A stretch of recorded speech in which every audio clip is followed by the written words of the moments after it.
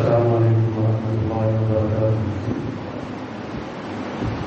إن الحمد لله نحمده ونستعينه ونستغفره ونعوذ بالله من شرور أنفسنا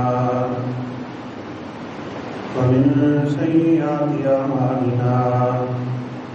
من يهده الله فلا مضل له ومن يضلل فلا هادي له.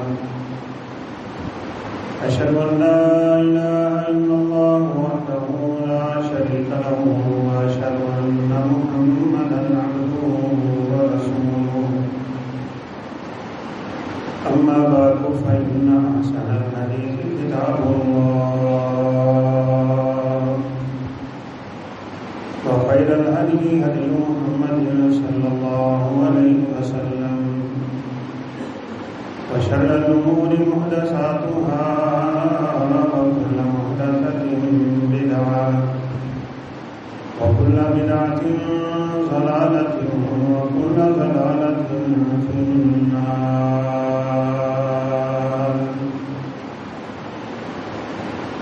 يا أيها الذين آمنوا اتقوا الله حق تقاته ولا تموتن إلا وأنتم مسلمون.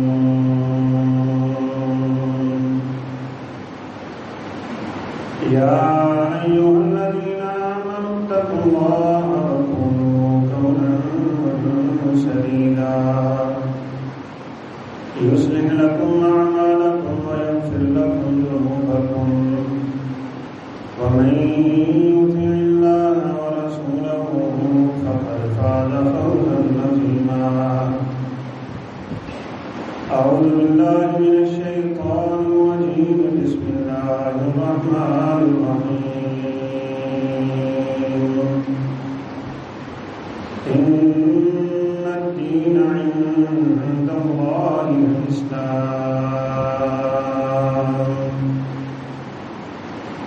وقال الله سبحانه وتعالى في مقام آخر ومن يبتغ غير الإسلام دينا فلن يقبل منه وهو في الآخرة من الخاسرين.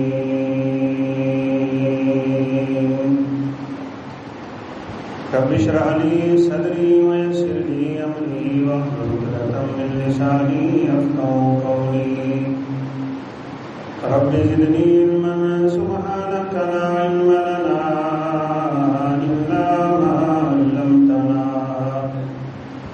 إنك أنت العليم الحكيم.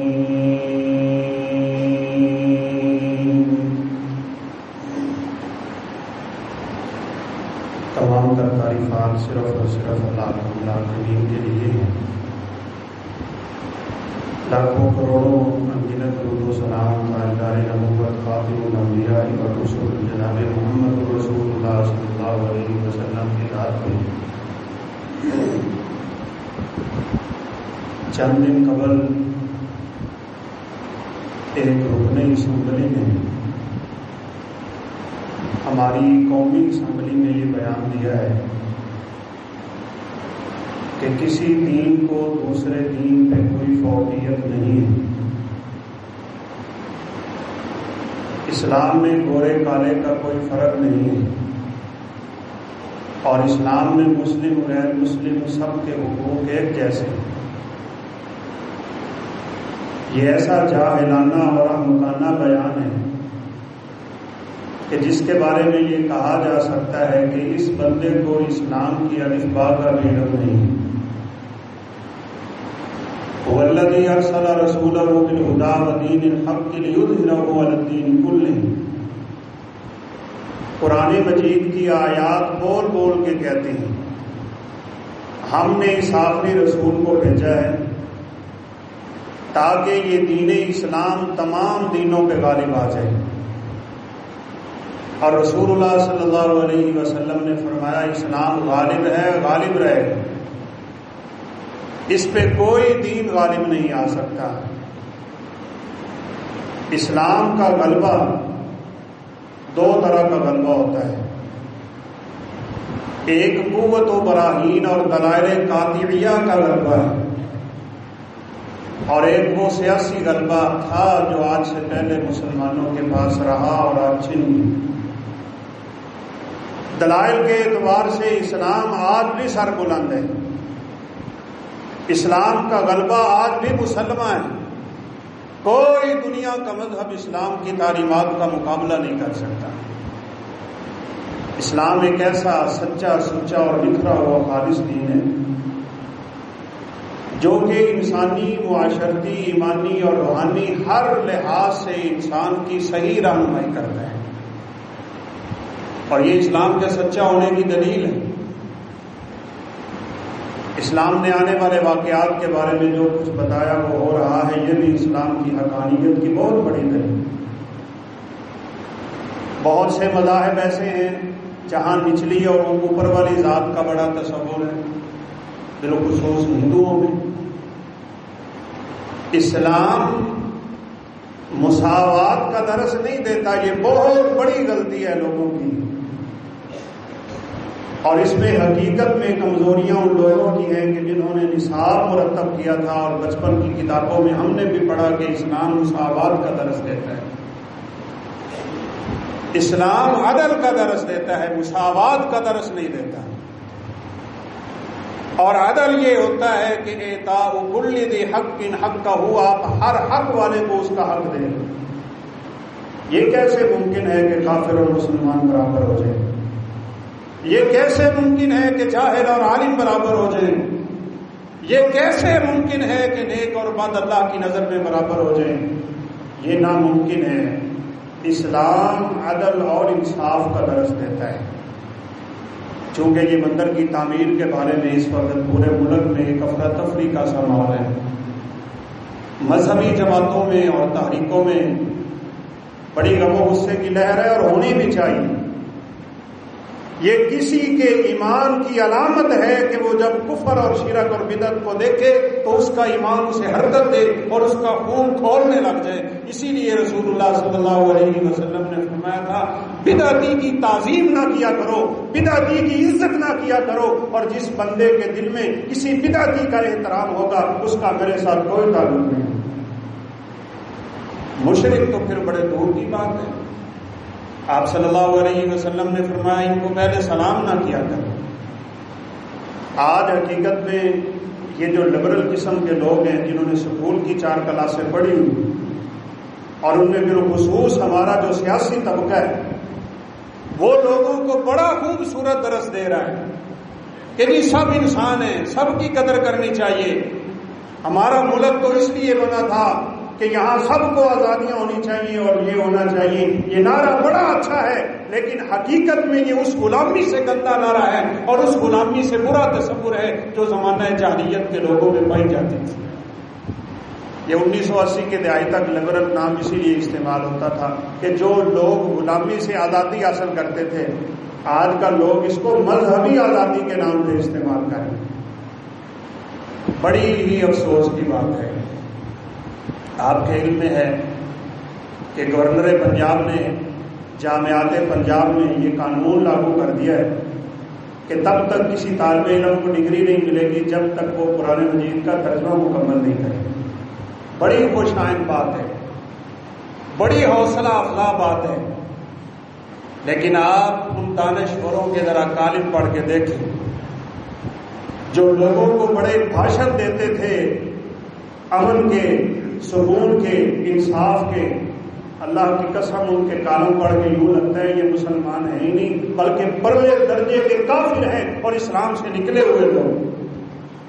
ایک بدتمیز نے تو اس کو لکھا کہ یہ سزا ہے، نعوذ باللہ من ذالک۔ کیا علامہ اقبال نے یہ قانون دیا تھا؟ وہ کہتے ہیں کیا قید اعظم کا یہ قانون تھا؟ جبکہ اس جاہل کو یہ پتہ ہی نہیں ہے کہ اقبال رحمۃ اللہ علیہ کا قرآن سے ایسا والہانہ تعلق تھا کہ اقبال خود کہتے ہیں جب مجھے کوئی پریشانی لاحق ہوتی ہے تو میں رب کے کلام کے سامنے آ کے بیٹھ جاؤں۔ روتے تھے اقبال جب قرآن کی آیات پڑھتے، اور ورق بھیگ جایا کرتے تھے قرآن کے۔ اور سن لے تقریر آپ قائد اعظم کی، محمد علی جناح، اگرچہ اس بندے کو عربی اردو نہیں آتی، لیکن بہت سی تقاریر کے اقتباسات قرآن مجید کی آیات سے، اور ہمارا تو آئین اسلامی ہے، ہمارا دستور اسلامی ہے، ہمارا ملک اسلامی ہے، ہم تو اسلام کے نام پہ آزاد ہوئے ہیں۔ اس لیے یہ جو برابری کا درس دیا جا رہا ہے نا کہ وہ ہمارے ملکوں میں اپنے ملکوں میں مسئلے بنانے دیتے ہیں، ہم بھی مندر بنا لیتے ہیں، وہ ایسا کرتے ہیں ہم بھی ایسا کر دیتے ہیں۔ اے اللہ کے بندو، تم نے اسلام اور کفر کو برابر کر دیا، تم نے ایمان اور شرک کو برابر کر دیا۔ لہذا سب سے پہلے آپ یہ تصور اپنے دماغ میں بٹھا لیں کہ اسلام کی یہ تعلیمات ضرور ہیں کہ جو آپ کو تنگ نہیں کرتا آپ اسے تنگ نہ کریں، جو آپ سے لڑائی نہیں کرتا آپ اس سے لڑائی نہ کریں، جو ذمہ جو مسلمان نہیں ہے اور آپ کے ملک میں رہ رہا ہے امن کے ساتھ، اس کو تنگ کرنے کی شرعی طور پہ کسی کو کوئی اجازت نہیں ہے۔ بلکہ ہم نے پچھلے جمعۃ المبارک میں بھی یہ حدیث آپ کے سامنے رکھی تھی۔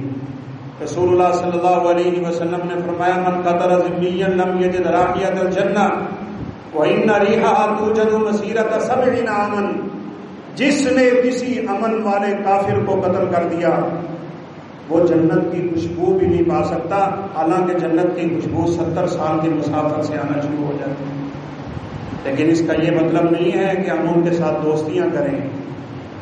رسول اللہ صلی اللہ علیہ وسلم نے فرمایا اگر رستے میں تمہیں یہودی مل جائے، اگر رستے میں تمہیں عیسائی مل جائے، حالانکہ وہ اہل کتاب ہیں، یہ تو پرلے درجے کے مشرک اور کافر جو حد سے گزرے ہوئے، جن کے لیے تم نے زمینیں اعلان کر کے فنڈ جاری کر دیے، اللہ اکرم الحاکمین کی ناراضگیاں مول لینی اور اسلام کو نعوذ باللہ من ذالک کا کس قدر نقصان پہنچا دیا۔ آقا علیہ الصلوۃ والسلام نے فرمایا ان یہودیوں اور عیسائیوں کو رستوں میں دیکھو، ایسی چال چلو، ایسا طریقہ اختیار کرو کہ یہ مجبور ہو جائے کہ دیواروں کے ساتھ ہو کے چلیں۔ انہیں کیسے جرت ہے کہ اسلامی ممالک میں یہ سرے عام لوگوں کے سامنے نکلے؟ اس طرح بالکل اجازت نہیں اور نہ ہونی چاہیے۔ عمر فاروق رضی اللہ تعالی عنہ نے یہ قانون جاری کیا تھا، کوئی کنیسہ نہیں بنے گا، کوئی معبد خانہ نہیں بنے گا، کوئی گرجا تعمیر نہیں ہوگا۔ مسلمانوں کے ممالک میں اگر اسی طرح شرک کے اڈے بننے تھے تو پھر توحید پہ قائم رہنے کا مطلب کیا ہو سکتا ہے؟ ہاں، ان کے جو عبادت خانے پہلے بنے ہوئے ہیں ان کو کچھ نہ کہا جائے، ان کو عبادت کرنے کا اختیار دیا جائے، موقع دیا جائے، امن دیا جائے، ان کی حفاظت کی جائے، یہ ان کے حقوق ہیں۔ لیکن یہ قطعاً یہ حق نہیں ہے کہ ایک اسلامی ممالک میں مسلمانوں کے پیسے سے نعوذ باللہ شرک کے اڈے تعمیر ہونا شروع ہو۔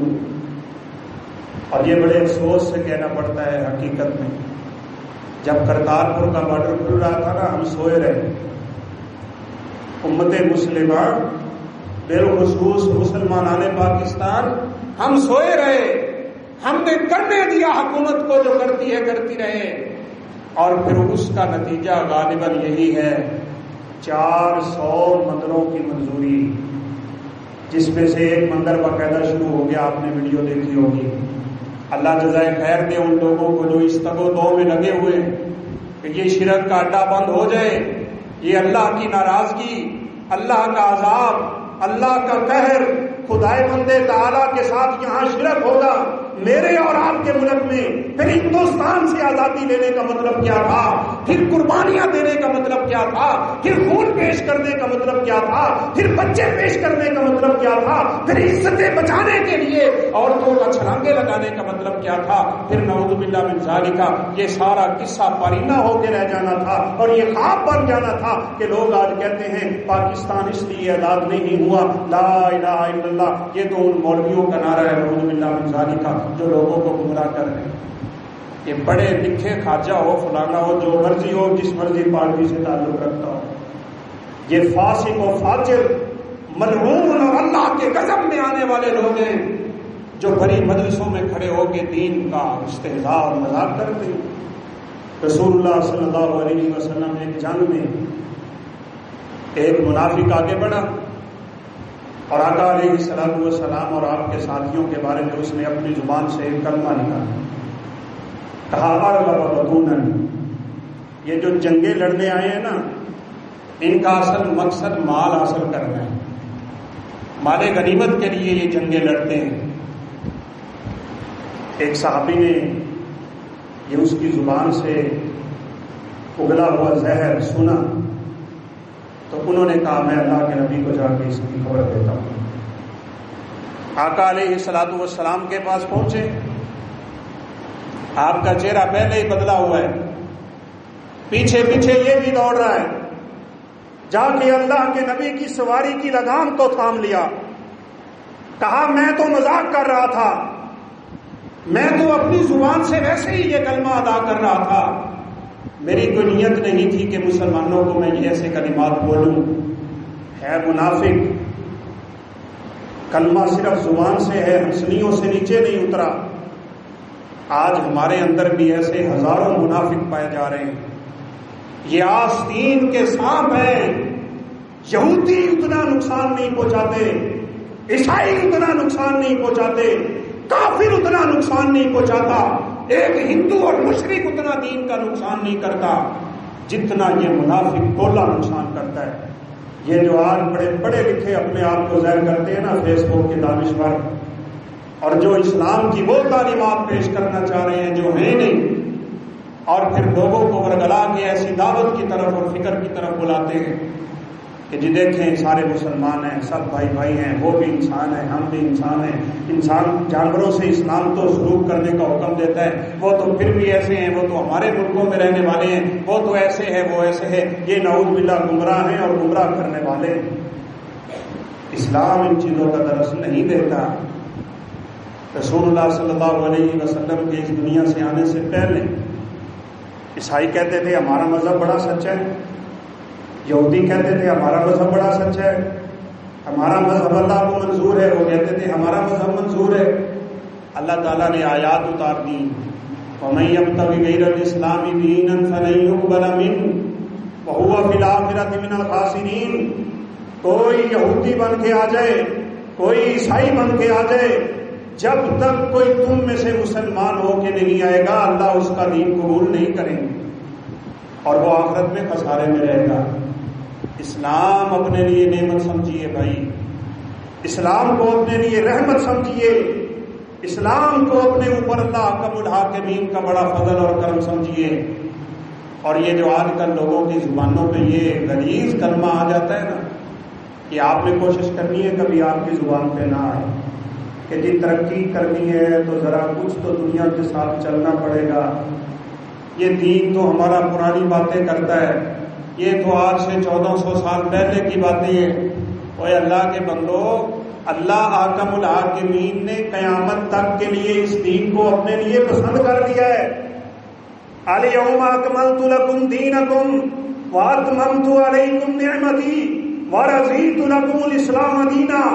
ایسی ترقی پہ تھوک کیا کرو جو دین کو چھوڑ کے حاصل ہو جائے، وہ ترقی نہیں، وہ آخرت کا عذاب ہے، وہ قبر کا عذاب ہے، وہ رب کی ناراضگی ہے، وہ رب کا قہر ہے، وہ رب کا غضب اترنے والا ہے۔ جس کو تم ترقی سمجھ بیٹھتے ہو کہ دین کو پس پشت ڈال کے تم ترقیاں اس دنیا میں تلاش کرتے ہو، رب کعبہ کی قسم ہے اگر دین اور دنیا ایک دم تم چاہتے ہو کہ اللہ تمہیں دنیا اور آخرت کی عزت عطا فرما دے تو پھر عمر فاروق کا وہ قول یاد رکھو جس میں انہوں نے کہا تھا ہم ذلیل قوم تھے، اللہ نے ہمیں اسی اسلام کی وجہ سے عزت نصیب کی۔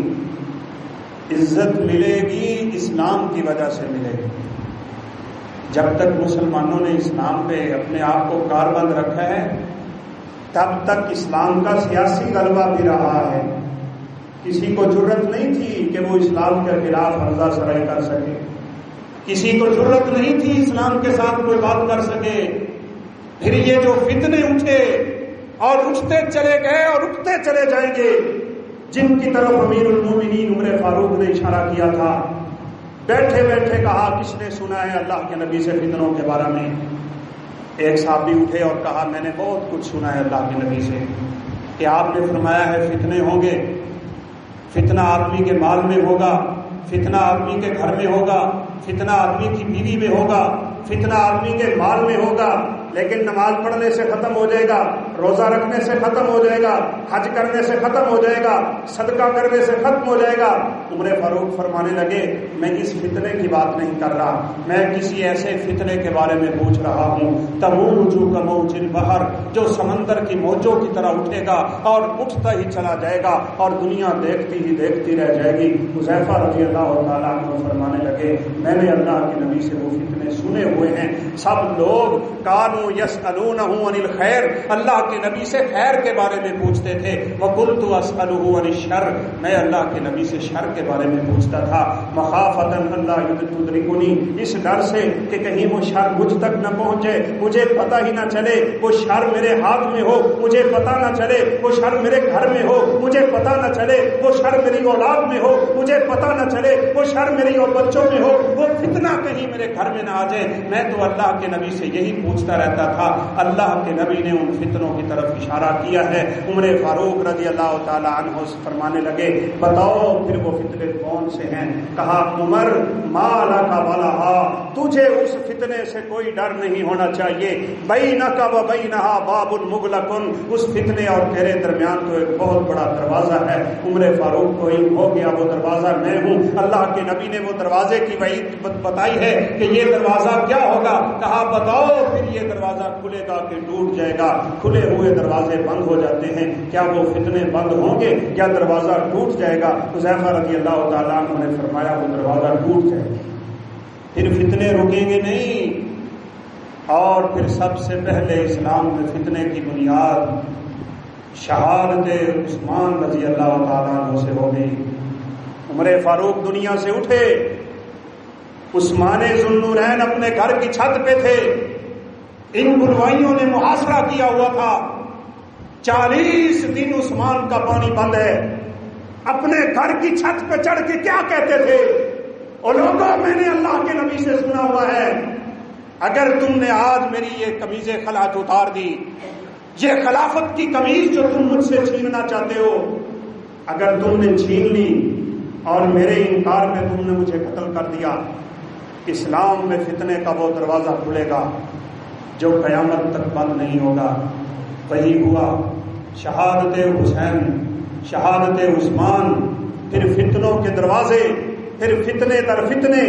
آج میرے دوستوں تعلیم فتنہ، آج اولاد فتنہ، موبائل فتنہ، انٹرنیٹ فتنہ، یہ جدیدیت فتنہ، یہ لبرلزم فتنہ، یہ فتنے ہی فتنے ہیں۔ یہ اٹھتے چلے گئے، چھاپتے چلے گئے، سمندر کی موجوں کی طرح چڑھتے چلے گئے۔ جو میرے نبی نے کہا تھا قدامہ، ایسا کالا سیاہ فتنہ اٹھے گا، لوگوں کے گھروں میں داخل ہو جائے گا۔ ایسی بے غیرتی لوگوں پہ چھا گئی۔ آج اسلام کو کوئی برا بھلا کہے، صحابہ کو برا بھلا کہے، میرے نبی کو برا بھلا کہے، ازواج مطہرات کو برا بھلا کہے، میرے اسلام کا مذاق اڑائے، اسلام کے شاعر کا مذاق اڑائے، کسی کو کوئی پرواہ نہیں ہے۔ سنی انسنی کیے جا رہے ہیں، بس موبائل ہے، انٹرنیٹ ہے، فیس بک ہے، واٹس ایپ ہے، میسج جا رہے ہیں، آ رہے ہیں، بس ہم نے اسی کو سب کچھ سمجھ رکھا ہے۔ میری اور آپ کی ذمہ داری کیا تھی؟ ہم نے ان ذمہ داریوں سے اپنی جان چھڑا لی، اور اللہ معاف فرمائے ہمارے اوپر فتنے در فتنے یوں آ رہے ہیں جیسے اللہ کے نبی نے کہا تھا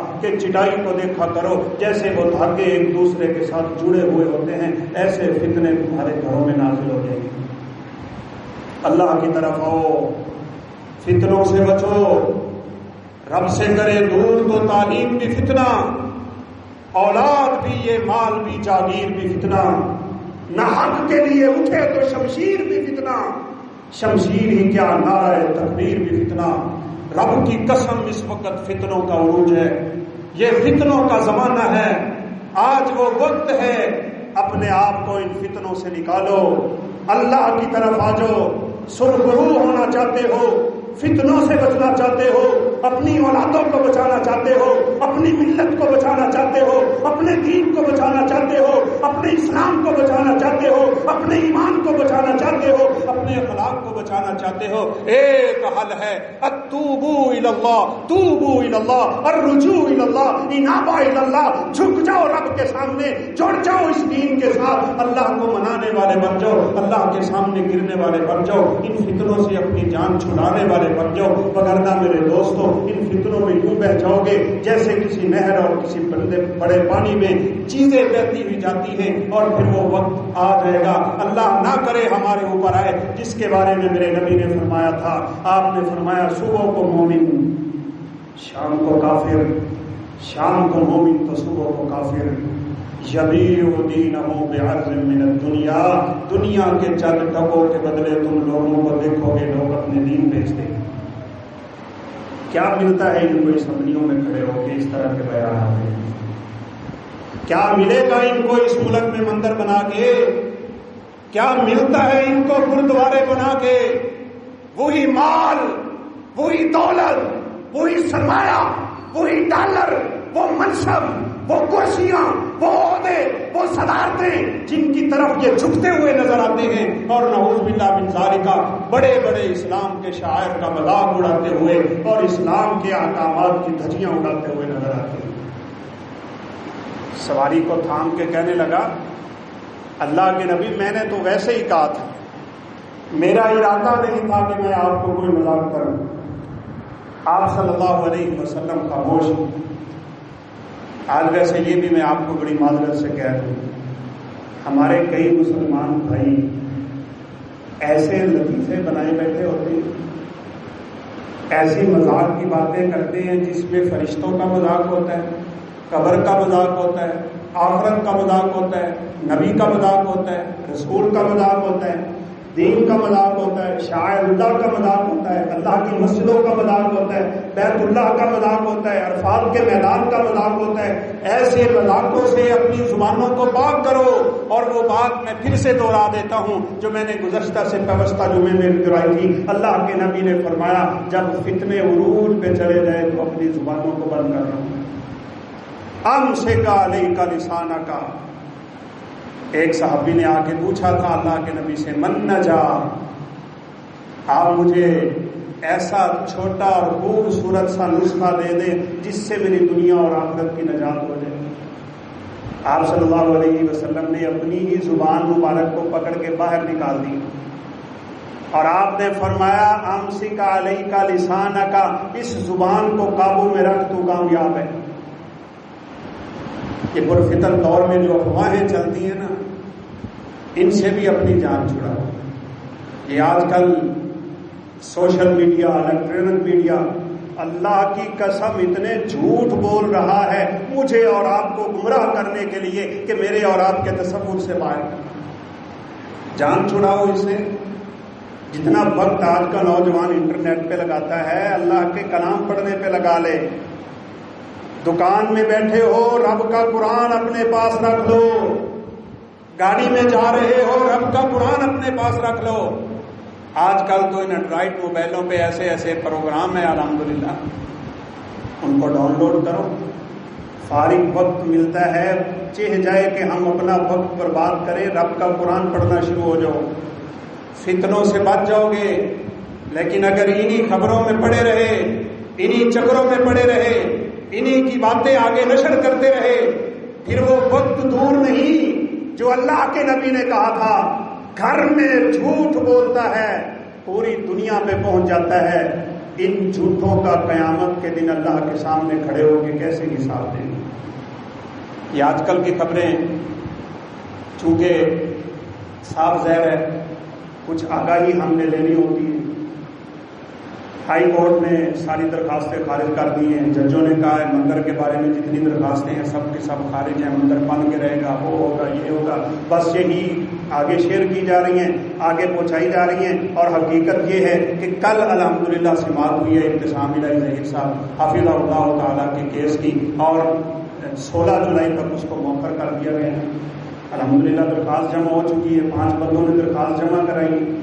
آپ دعائیں کریں کہ اللہ رب العالمین ہمیں اس فتنے سے محفوظ رکھے کہ میرے ملک میں یہ شرک کا اڈا نہیں ہونا چاہیے، میرے ملک میں یہ اللہ کی ناراضگی نہیں اترنی چاہیے. یہ اللہ کا غضب ہے. رسول اللہ صلی اللہ علیہ وسلم نے کتنے صحابہ کو بھیجا تھا کہ جاؤ فلاں علاقے کے محبت خانے کو گرا کے آ جاؤ. وہ صحابی نے جا کے پیشاب نہیں کر دیا تھا. ایک طرف کی دلیلیں دیکھ دیکھ کے بڑا میٹھا میٹھا دین پیش کرتے ہو تم، اور بڑا جدید دین پیش کرنے کی تمہیں اس وقت فکر پڑی ہوئی ہے. ذوالخویسرا کا قصہ پڑھو بخاری میں، کیسے جا کے صحابہ نے اپنا کام دکھایا تھا، کیسے ابو رافع کو قتل کیا تھا، کیسے صحابہ نے گستاخان رسول کے سر قلم کیے تھے. وہ چیزیں تمہیں نظر نہیں آتی ہیں؟ رسول اللہ صلی اللہ علیہ وسلم کا اکیلا صحابی گھسا تھا ان کے بہت بڑے قلعے میں، اور یہ نہیں سوچا جو آج کل کے یہ جدید قسم کے کہتے ہیں نا 4 کلاسیں اسکول کے پڑھے ہوئے اور دین کی ابجد سے بھی واقف نہیں ہوتے، استنجا کرنے کا طریقہ نہیں آتا اور کھڑے ہو کے اسلام پہ کالم لکھنا شروع ہو جاتے ہیں. یہ جی مجاہد جاتے ہیں، ہندوؤں میں جا کے داخل ہو جاتے ہیں، ایک ہوتا ہے اور وہاں جا کے مر جاتا ہے، یہ خودکشی ہے، یہ فلانا ہے فلانا ہے. تم جانتے ہو دین کے بارے میں دین کیا ہے؟ اللہ کے نبی کا یہ اکیلا صحابی اٹھے، کہا میں آپ کو نجات دلواتا ہوں اس بدبخت سے جو آپ کا گستاخ ہے اور آپ کو برا بھلا کہتا ہے. صحابی رسول کی چال دیکھیے. الحرب خدا، جنگ ہے اس چیز کا نام کہ آپ دشمن کو ہمیشہ دھوکے میں رکھیں. چلے گئے، شام کا وقت ہے، قلعہ کھلا ہے، لوگ باہر گھوم رہے ہیں. صحابی نے تو اپنی جان کی پرواہ نہیں کی. انہوں نے تو یہ نہیں دیکھا کہ میں اکیلا ہوں اور میں مر جاؤں گا تو خودکشی کے زمرے میں چلا جاؤں گا. او بھائی یہ جان جاتی ہے چلی جائے، اللہ کے دین پہ جاتی ہے تو رب کی قسم بڑے سرخرو ہو کے جاؤ گے. اسی لیے تو خباب نے سولی پہ کہا تھا کہ اللہ کے لیے جب مجھے تیر لگے گا، جب اللہ کے لیے مجھے خنجر لگیں گے، جب اللہ کے لیے میرے جسم پہ نیزے برسیں گے، میں پھر جس پہلو پہ بھی گروں گا اللہ کی قسم کامیاب ہو جاؤں گا. فزت ورب الکعبہ، مجھے کعبہ کے رب کی قسم ہے میں کامیاب ہوں. یہی تو آپ نے عبد الرحمن بن عوف کو کہا تھا. کتنی مرتبہ ہم نے یہ باتیں کرنی اور آپ نے سن لی. مسجد نبوی میں داخل ہوئے، اللہ کے نبی سامنے جلوہ افروز ہیں، صحابہ کی مجلس ہے، پیدل چلے. مکہ سے مدینہ کا سفر 500 کلومیٹر پہاڑوں کو کراس کرتے ہوئے، جوتے ٹوٹ چکے تھے، پاؤں سے خون نکل رہا تھا، کپڑے پھٹے ہوئے تھے. عبد الرحمن بن عوف داخل ہوئے، میرے نبی کی نظر پڑی، نبی کی آنکھوں سے آنسو گرے. کہا عبد الرحمن کیسے آنا ہو گیا، کیسے آئے ہو، کن مشکلات سے گزر کے تمہارا کٹھن سفر اپنے اس منزل مقصود پہ آن پہنچا. کہا اللہ کے نبی جب مکہ سے نکلا ہوں انہوں نے میری بیوی کو چھین لیا، میرے بچے کو چھین لیا، کوئی 4 ٹکے تھے وہ بھی چھین لیا، سب کچھ مجھ سے انہوں نے چھین لیا، میں کچھ نہیں لے کے آ سکا، بس ایک چیز لے کے آ گیا ہوں. اللہ کے نبی نے فرمایا عبد الرحمن جو اسلام بچا کے آ گئے ہو سب کچھ بچا کے آ گئے. بیویاں مل جائیں گی، بچے مل جائیں گے، مال مل جائے گا، دولت مل جائے گی، عزت مل جائے گی، جو کچھ نصیب میں ہے مل جائے گا. لیکن اگر اسلام کی دولت چھن گئی تو رب کعبہ کی قسم اس کا کوئی نعمت بدل نہیں. اس کو سب سے مقدم کر لو، اسے اپنی زندگی کا آئیڈیل بنا لو، اسے نصب العین بنا لو. تجارت نہیں چلتی نہ چلے، اولاد نہیں بولتی نہ بولے، باپ نہیں بولتا نہ بولے، رشتے دار جاتے ہیں چلے جائیں، تعلق ٹوٹتا ہے ٹوٹ جائے، دنیا بدلتی ہے بدل جائے، لیکن رب کا دین نہیں بدلنا چاہیے. یہی میری اور آپ کی سب سے بڑی کامیابی. ابو بکر صدیق کا بیٹا اسلام لایا تو کہا ابا جان بدر کے میدان میں کئی دفعہ آپ میری تلوار کے نیچے آئے تھے، لیکن میں نے اس لیے تلوار روک لی کہ میرا باپ ہے. ابو بکر صدیق کا جواب کیا تھا؟ کہا بیٹا تو اگر میری تلوار کے نیچے ایک دفعہ بھی آ جاتا تو میں نے تیری گردن تن سے جدا کر دی. تو کافر تھا، میں مسلمان تھا. اسلام ایک سب سے مضبوط ترین رشتہ ہے میرے دوستوں کہ جس کی لڑی میں پرو کے ہم اسلام کی دعوت لے کے اللہ کے سامنے سرخرو ہو سکتے ہیں. اسی کے اوپر ڈٹ جائیے. صحابی نے جان کی پرواہ نہیں کی. شام کا وقت ہے، کہا میں نے اپنے اوپر چادر لی، سب لوگ داخل ہو رہے ہیں، دروازہ بند ہونے لگا. میں پیشاب کرنے کے بہانے پرے منہ کر کے بیٹھ گیا جھاڑی کی طرف. دربان نے آواز دی، کہا آؤ اندر آنا ہے تو آ جاؤ، جلدی آؤ میں دروازہ بند کرنے لگا ہوں. صحابی رسول اٹھے. یہ محبت مصطفیٰ میں ایسا سرخرو ہوا انسان ہے کہ دشمنوں میں اکیلا گھس گیا، جان کی پرواہ نہیں، بیوی بچوں کی پرواہ نہیں، گھر بار کی پرواہ نہیں، اس کے ساتھ کیا ہوگا اس کی کوئی پرواہ نہیں، ہونی بھی نہیں چاہیے۔ ایمان اسی بات کا تقاضا کرتا ہے، تبھی تو بلال تپتے ہوئے ریت پہ اور انگاروں پہ بھی احد احد کہتے تھے، تبھی تو عمار نے، تبھی تو خباب نے، تبھی تو حبیب نے، تبھی تو یاسر نے، تبھی تو سمیہ نے، تبھی تو زنیرہ نے، 1,24,000 صحابہ نے قربانیاں پیش کر دی، لیکن اسلام پہ آنچ نہ آنے دی۔ یہی ان کے لیے سب سے بڑی نعمت تھی۔ صحابی رسول کہتے ہیں میں نے دیکھا تو لوگوں میں گپے مارتے ہوا مصروف ہے، میں بھی بیٹھا باتیں سنتا رہا، شام ڈھلی، رات کا وقت ہوا، سب لوگ اپنے اپنے خیموں کو چلے گئے، یہ اٹھا اور اپنے مشرب خانے میں چلا گیا، اپنے بالا خانے میں چلا گیا۔ 2-3 دروازے ہیں، دروازوں کو کنڈیاں لگتی ہیں، میں بھی اس کے پیچھے پیچھے، لوگ بھی اس کے پیچھے پیچھے، وہاں بھی ایک مجلس لگی، مجلس برخاست ہوئی تو اس نے کہا چلو میری طرف سے اٹھ جاؤ، اب میں نے یہاں آرام کرنا ہے۔ صحابی کہتے ہیں میں بھی اٹھا اور اٹھ کے نیچے آ گیا۔ ایمان والوں کو اللہ کا ملاقمین نے ذہانتیں بھی بڑی دی ہوتی ہیں۔ کہا میں نے دیکھا اس کا دربان تالا لگا کے چابیاں کہاں رکھتا ہے، میں دیکھتا رہا، اس نے دروازوں کو تالے لگائے، کھونٹی کے ساتھ چابیاں لٹکائیں، بڑا دروازہ بھی بند کر دیا اور وہ بھی چلا اپنے خیمے کی طرف۔ اندھیرا ہے، رات چھا گئی ہے، مجھے اپنے مشن کی پرواہ ہونے لگی، چابی اتاری، سخت اندھیرا، جان کی پرواہ نہیں، دنیا کی پرواہ نہیں، محبت الہی سے سرشار جب انسان ہو جاتا ہے اسے سوائے دین کے کوئی چیز نظر نہیں آتی۔ میرے دوستو میں نے دروازہ کھولا، اندر سے کنڈی لگا دی، ذہانتیں ہیں تاکہ باہر سے کوئی آ نہ جائے۔ میں نے دوسرا دروازہ کھولا، اندر سے کنڈی لگا دی، تیسرا دروازہ کہ جس کمرے میں وہ سوئے ہوا ہے، میں نے جا کے اس کو آواز دی، اندھیرا ہے سخت، میں نے اس کا نام لیا، بڑبڑا کے کہنے لگا کون؟ جس طرف سے آواز آئی وہاں میں نے تلوار چلا دی۔ پھر میں جلدی سے خاموش ہو گیا۔ تھوڑی دیر بعد میں نے کہا کون آ گیا، کس نے حملہ کیا؟ وہ پھر بولا، میں نے تلوار اس کے سینے پہ رکھی، اپنا وزن اس کے اوپر ڈالا، جب مجھے یقین ہوا کہ گستاخ رسول جہنم واصل ہو چکا ہے، دروازہ کھولا، باہر نکلا، دوسرا دروازہ، تیسرا دروازہ۔ مجھے یہ خوشی بھی اور مجھے یہ دلی اطمینان بھی کہ میں اب جا کے اللہ کے نبی کو خبر دیتا ہوں کہ آپ کا گستاخ جہنم رسید ہو چکا ہے۔ ابھی 2-4 سیڑھیاں باقی تھیں اور میں نے سمجھا کہ زمین آ گئی ہے، میں نے یوں کر کے قدم رکھا تو میں نیچے گرا، مجھے موچ آئی اور میرے پاؤں کی ہڈی ٹوٹ گئی۔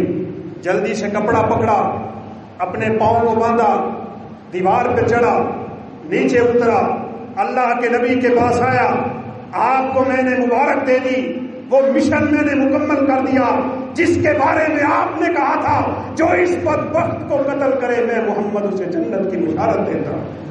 میں جنت کی بشارت حاصل کرنے کے لیے آ گیا ہوں، لیکن پاؤں ٹوٹ گیا ہے۔ اللہ کے نبی نے فرمایا لاؤ تمہاری وہ ایڑی کدھر ہے کہ جس پہ میرے لیے چوٹ لگی ہے۔ اللہ کے نبی نے اپنی ہاتھ پہ لعاب مبارک لگایا، صحابی کی ایڑی کے اوپر میرے نبی نے لعاب لگا دیا۔ کہتے ہیں اللہ کی قسم پھر پوری زندگی کبھی مجھے اس پاؤں میں درد نہیں ہوا ہے، نہیں پرواہ کسی چیز کی، بس پرواہ مجھے اور آپ کو ایک ہی ہونی چاہیے، میرا اسلام بچے، میرا ایمان بچے، میرا قرآن بچے، میرے نبی کی عزت بچے، یہ دین کا ناموس بچے، صحابیات کا دوپٹہ بچے، میری اماں عائشہ کی عزت پہ کوئی حملہ نہ کرے، یہ نہ ہو کہ میرے ہوتے ہوئے ایسا ہو جائے، اس سے تو مجھے پھر بہت اچھی ہوگی۔